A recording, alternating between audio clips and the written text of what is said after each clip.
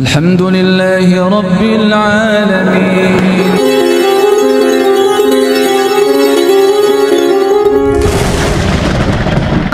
Maka sesungguhnya ketika Allah memberi musibah, Allah itu sesungguhnya sedang memberi kebaikan kepada kita. Maka justru bagi orang-orang yang seperti itu, musibah, setiap musibah itu adalah karunia, dan yang ada justru rasa syukur.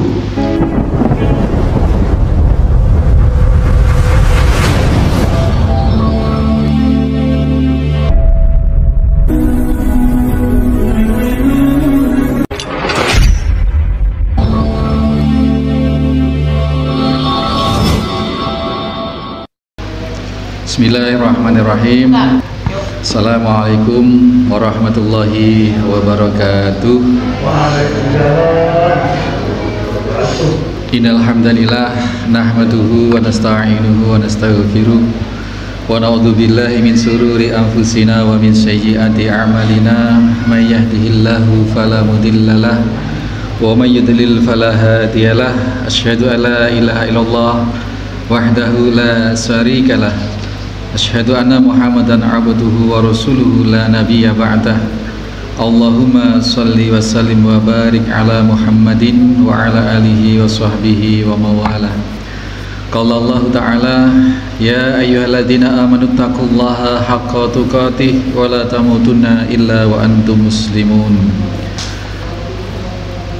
Hadirin hadirat jamaah Masjid Al-Muslimun Curah Jeru Panji Situbondo rahimani wa rahimakumullah. Kita syukur kepada Allah Subhanahu wa taala atas nikmat yang telah mempertemukan kita dengan bulan Zulhijjah, bulan di antara bulan haram.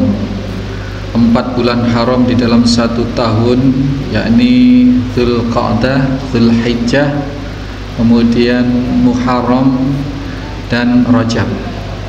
Nah, kita sudah ada di hampir pertengahan atau hampir menjelang 10 Dzulhijjah, di mana 10 hari Dzulhijjah ini amal soleh oleh Allah.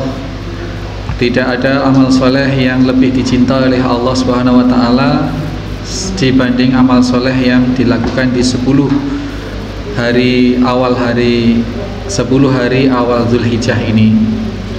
Bahkan tidak juga menyamai jihad fisabilillah, kecuali jihad fisabilillah yang orang jihad di jalan Allah kemudian pergi dengan membawa segenap harta dan jiwa kemudian tidak kembali, baru bisa menyamai besarnya pahala amal soleh di 10 hari awal Dzulhijjah. Pahalanya baru bisa menyamai itu kalau jihad kemudian mati syahid.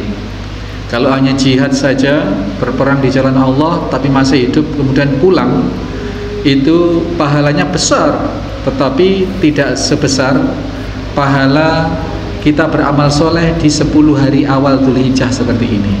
Maka istimewa sekali, dan kita bersyukur oleh Allah diberikan petunjuk, diberikan pengetahuan tentang itu, dan diberi kemampuan taufik untuk melaksanakan, untuk beramal soleh di 10 hari awal Dzulhijjah ini. Dan puncaknya nanti adalah fasolli li rabbika wanhar, salat Idul Adha dan menyembelih hewan kurban.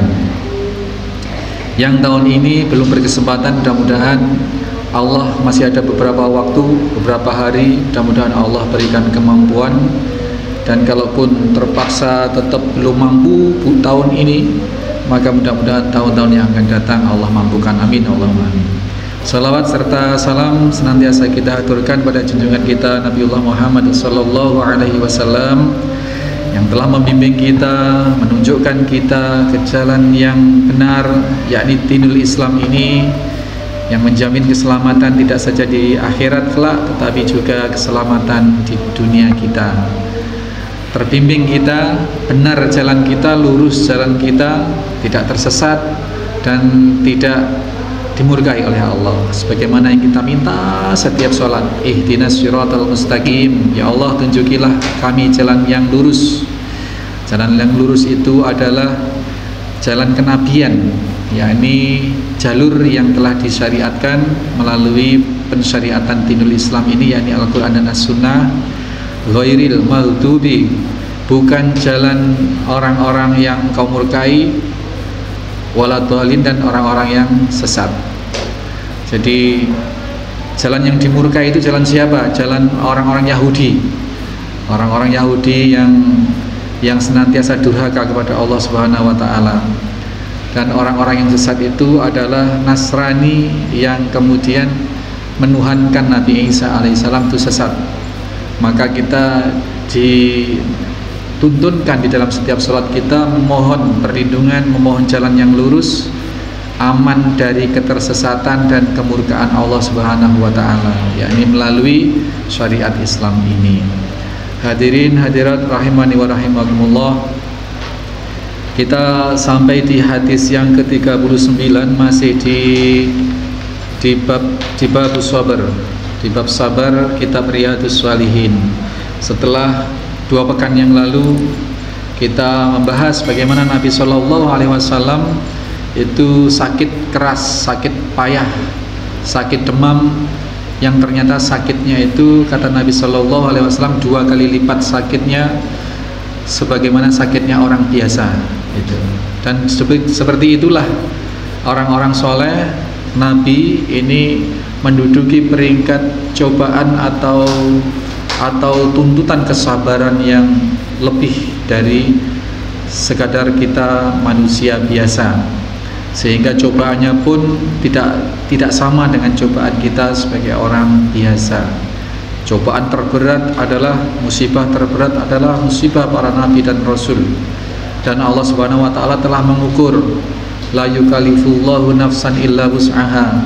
Cobaannya si A tidak sama dengan si B, meskipun sama-sama warga Curah Jeru, sama-sama petani misalkan, tetapi Allah Maha tahu karena Allah yang menciptakan si fulan tersebut, maka cobaan si fulan A tidak sama dengan cobaan si fulan B. Oleh karenanya cobaan beragam, beratnya itu secara kuantitas, secara kualitas itu beragam, tetapi secara ketahanan jiwa seseorang itu sama. Seseorang dicoba dengan cobaan level 60. Rasulullah SAW diberi cobaan sakit yang levelnya mungkin 100, padahal ukuran rata-rata manusia biasa level demam itu 50 misalnya, 50, sekian mati. Tapi Rasulullah SAW diberi 2 kali lipat, level demamnya level 100 itu. Demikian kita yang ada di mana-mana, kita oleh Allah Subhanahu wa taala selalu diberi cobaan yang kadarnya berbeda-beda. Tidaklah Allah memberikan cobaan kecuali cobaan sebatas kemampuan orang itu. La yukallifullahu nafsan illa wus'aha. Dan kita juga dituntunkan satu doa oleh Allah Subhanahu wa taala, Rabbana la tu'akhidna in nasina aw akhtana. Kita, ya Allah, berilah, janganlah Engkau timpakan cobaan atau beban yang kami tidak mampu menanggungnya. Artinya meskipun cobaan itu sebenarnya memiliki kadar yang sudah sesuai dengan kemampuan, kadang orang itu tetap aja tidak lulus, tetap saja tidak mampu lulus di dalam menghadapi ujian itu, karena kurang kesabarannya, kurang keimanannya, kurang tawakalnya, sehingga cobaan yang sesungguhnya sudah sesuai kadar itu tetap saja tidak lulus. Padahal kalau mau bersabar, kalau mau yakin dan tawakal kepada Allah, itu pasti bisa, karena Allah sudah mengukur kadar itu bagi setiap orang. Kelemahan kita seperti ini, maka kita diajarkan doa tadi itu, ya Allah, apabila Engkau coba aku, maka luluskan aku dalam ujianmu itu. Itu maknanya, bukan berarti minta cobaannya diperingan, tidak, karena Allah sudah Maha tahu, memberi cobaan kepada setiap orang itu sudah sesuai dengan kadar orang itu sebenarnya. Tapi orang kadang memiliki ketahanan kadang tidak memiliki ketahanan. Nah, yang kita mintakan adalah ketahanan itu. Ya Allah, apabila Engkau beri cobaan kepadaku, ya Allah, apabila Engkau beri bala kepadaku, ya Allah, maka sanggupkan aku, sabarkanlah aku, mampukan aku di dalam menyikapi cobaan itu sehingga aku lulus ketika Engkau uji, ketika Engkau beri cobaan. Ini yang kemarin maknanya diantaranya seperti itu. Cobaan bisa beragam sesuai dengan batas kemampuan orang masing-masing, yang sebenarnya semua orang pasti bisa lulus kalau memiliki ketahanan yang memadai. Ketahanan itu yang perlu kita upayakan dengan ilmu, kita bermajelis taklim seperti ini, dengan kita membaca banyak referensi, wawasan-wawasan, bersinergi terus, berkomunikasi, kumpul dengan orang-orang yang wawasannya benar, yang imannya benar, ya, kumpul dengan orang-orang soleh, itu akan membangun ketahanan sehingga cobaan yang diberikan oleh Allah kita akan lolos, kita akan lulus. Maka doanya tadi itu, Rabbana la tu'akhidna in nasina aw akhtana. Itu cobaan-cobaan itu yang sesungguhnya telah sesuai kadar sebenarnya, maka mampukan kami. Hadis yang ke-39 relatif sangat pendek, tetapi sebenarnya seperti menegaskan atau menegaskan kembali beberapa hadis sebelumnya. Wa an Abi Hurairah radhiyallahu anhu qala, dari sahabat Abu Hurairah radhiyallahu anhu, beliau Abu Hurairah berkata, qala Rasulullah sallallahu alaihi wasallam, bahwasanya Nabi sallallahu alaihi wasallam bersabda, mayuridillahu bihi khairan yusib minhu. Barang siapa yang dikehendaki kebaikan oleh Allah Subhanahu wa taala, maka Allah akan menimpakan musibah atau menimpakan ujian itu kepada dia. Ini satu prinsip besar, Pak, bahwa Rasulullah menginformasikan kepada kita bahwasanya Allah itu tidak pernah bermaksud buruk kepada kita.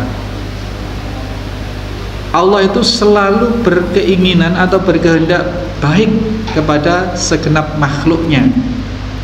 Tidak ada satupun yang Allah ciptakan itu sia-sia. Tidak ada satupun yang Allah ciptakan itu akan mendatangkan mudarat kepada kita. Rabbana ma khalaqta hadza batila subhanaka. Jadi dinyatakan, diajarkan kita kalimat oleh Allah Subhanahu wa taala, ya Rabb, sungguh tiada satupun yang kau ciptakan itu sia-sia. Kalau tidak sia-sia berarti apa, Pak? Bermanfaat. Sudahlah itu meskipun benda yang kelihatannya menjijikkan, tumbuhan yang menyebalkan, tumbuh sembarang tempat misalkan, yang dicabut tumbuh lagi, dicabut tumbuh lagi, diobat, dirandop apa Pak? Rondap tumbuh lagi, seperti mengganggu tanaman itu atau binatang apapun. Rumusnya tadi itu, Rabbana ma khalaqta hadza batila, ya Rabb, sesungguhnya tidak ada satupun yang kau ciptakan itu sia-sia. Kalau tidak sia-sia berarti sesungguhnya bermanfaat. Penciptaan Allah itu bisa berupa benda, ya tadi tumbuhan yang sepertinya menyebalkan, tapi sesungguhnya di situ ada manfaat. Karena mungkin kita belum tahu saja manfaatnya. Nyamuk misalkan, innallaha la yastahi ayadriba mathalan ma ba'udatan.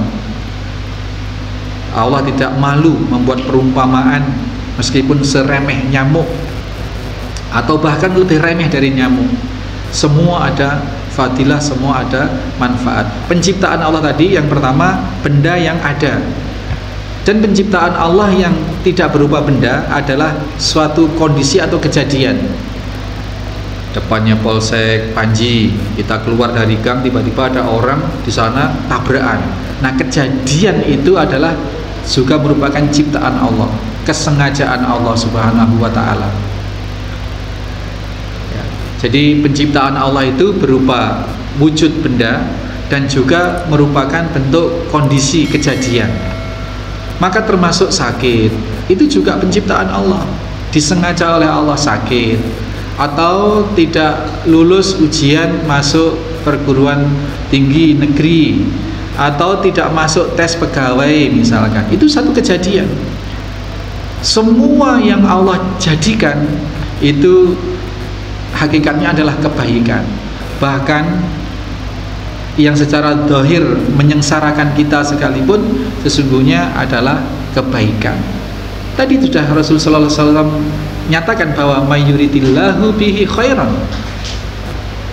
barang siapa yang dikehendaki kebaikan pada Allah, maka dia ditimpakan musibah.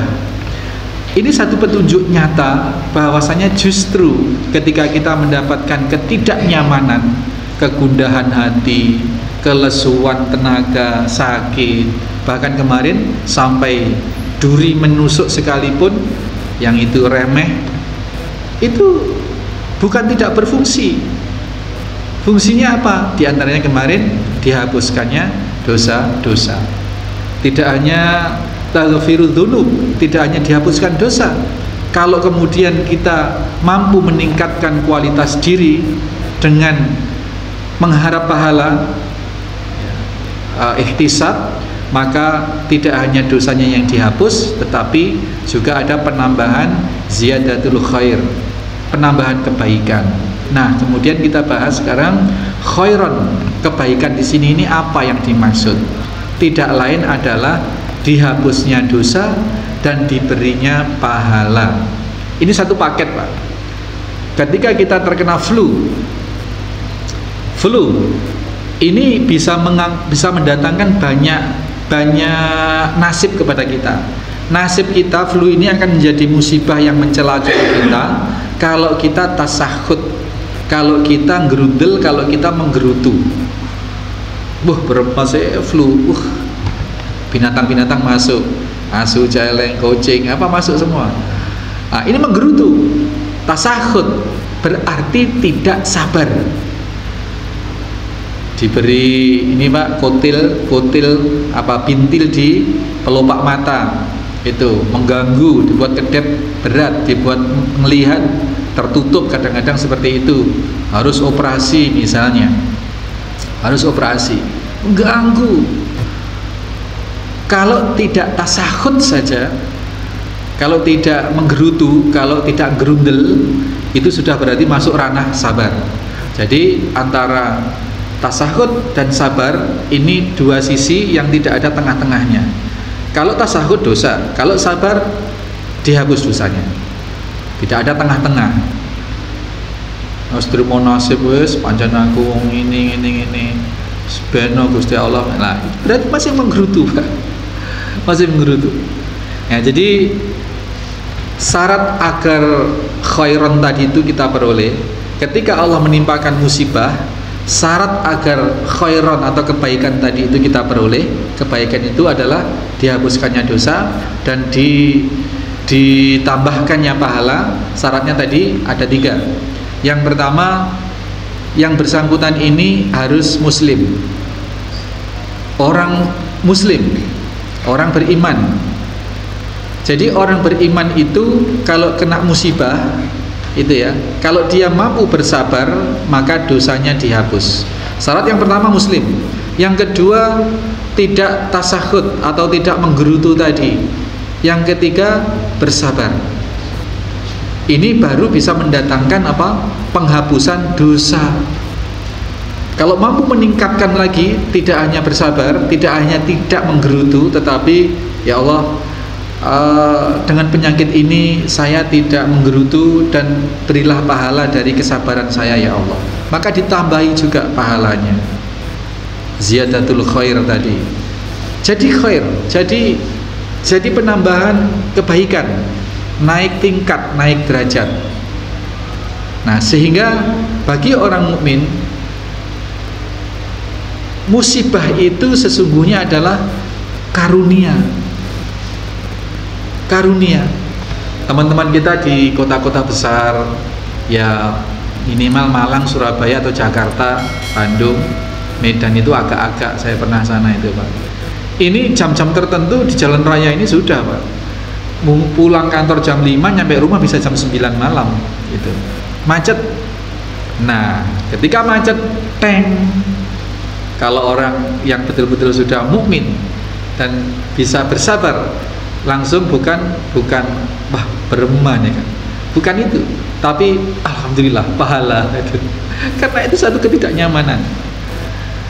Ya kemarin kecocok beling, alhamdulillah. Tapi jangan terlalu ditampakkan Pak, nanti orang bingung ini lain ini mungkin. Anaknya mati, alhamdulillah. Tapi sesungguhnya hakikatnya memang seperti itu.